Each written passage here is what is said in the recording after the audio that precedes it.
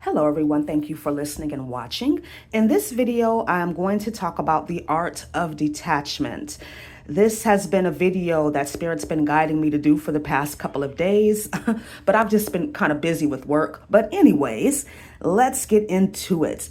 So I'm gonna break this video down in kind of like three parts. I'm gonna talk to you about what detachment is from a yogic perspective, because I am a yoga teacher, and when you need to detach, and my personal experience with detachment. Okay. So detachment from a yoga perspective is broken down into 5 components. Okay. Of how to detach. The first step is observation or self-awareness.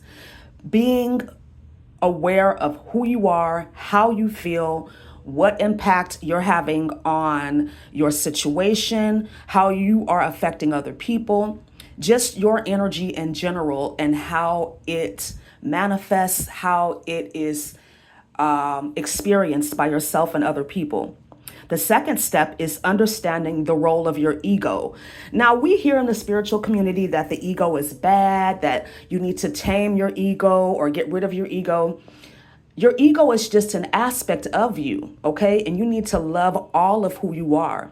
Your ego actually keeps you safe from a lot of dangerous situations, especially when it comes to you not settling for less, you knowing your worth, okay?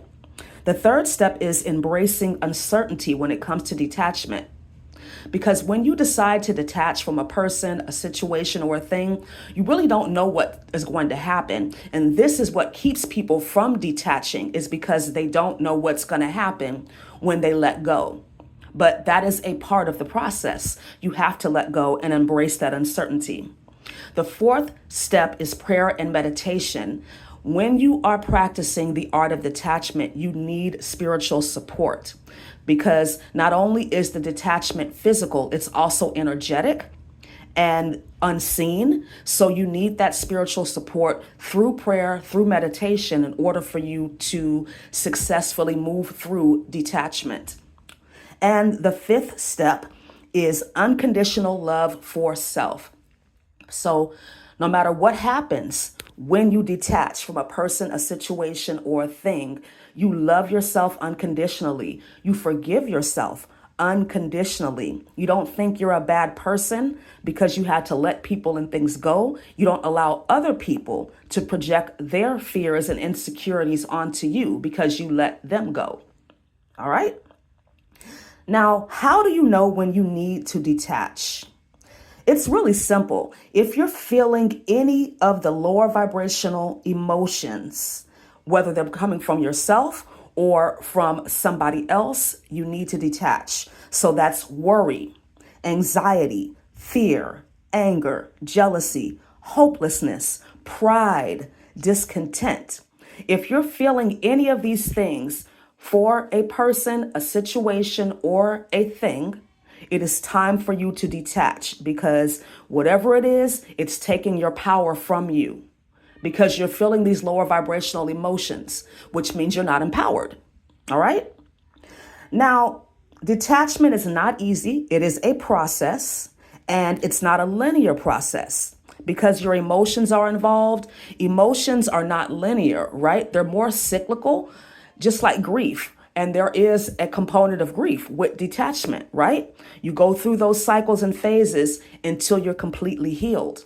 Because when you detach, there is going to be a healing process. Even if you want to detach from a person or situation or a thing, there's going to be some negative emotion involved. There's going to be some emotional pain involved, right? Depending on how strong the attachment was.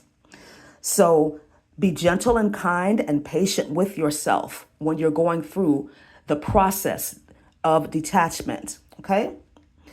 I'm going to talk to you now about my personal experience with detachment. So in 2016, I got pregnant with my son. I've told a lot of these stories already, but I was going through one of the biggest dark nights of the soul in my life. I had to learn a lot of harsh lessons in order for me to fully be on my path. I got a lot of karma for things that I had done. And Spirit was guiding me, even when I was pregnant with my son, to start to detach from the people in my life, from certain mindsets, certain attitudes, because I was being moved to the next level. And I had already done a whole lot of work on myself. So this was the natural next step. But I had so much resistance. I did not listen. When God told me to detach from people, I did not listen. I remember in 2018, I was walking to work with my son. I lived in downtown Hayward, and I got a download. God told me, you need to detach from everybody in your life. The only reason I had you move back to California was so that you can get rid of these people, detach from them, because they are no longer on your path. They're no longer aligned with you. But I didn't listen. And as a result of that, I experienced one betrayal after another, after another, after another. And God kept saying, I told you so. I told you so. I told you this person is no longer aligned with you. I told you they're no longer on your path. I told you that this person is only going to try to sabotage you and hurt you and block you and stop you. Okay? It started with my sister in 2017, betraying me in the worst way. Okay? And I kind of expected that one because my sister is mentally ill, my younger sister, and I'm not, trying to make fun of her. It's been documented. She is not well. So I knew going into that situation with her, when I moved in with her, I didn't have anywhere else to go. I knew it was only a matter of time before she betrayed me, and I expected that one. But the betrayals that came after that were unexpected, very much so. But God had to show me that he meant what he said. Either you can do it or I'm going to do it. And it's only because I had reached that certain level spiritually where these people could no longer come with me. So I had a choice, either to be pulled back into the fear, into the karma, into the negativity, into the lower vibrations, or I could move forward. So I had to make some tough decisions. I had to make a conscious choice to start to remove people from my life. But again, the betrayals were as a result of me not being obedient. Okay?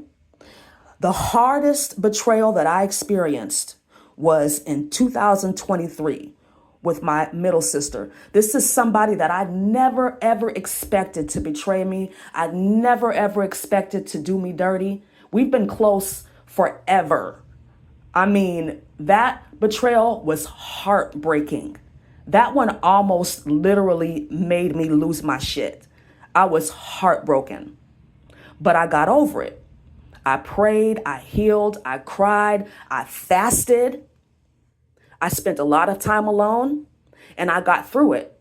But God told me that all of the betrayals that I had experienced up to that point were making me strong enough to deal with the ultimate betrayal from her, because she was the person that I thought would always be in my corner.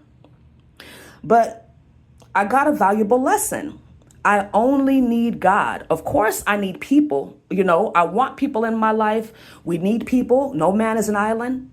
But really and truly, God is all you need. And if you've reached a certain level spiritually, you're going to have to detach from people, situations, and things that are not on your level.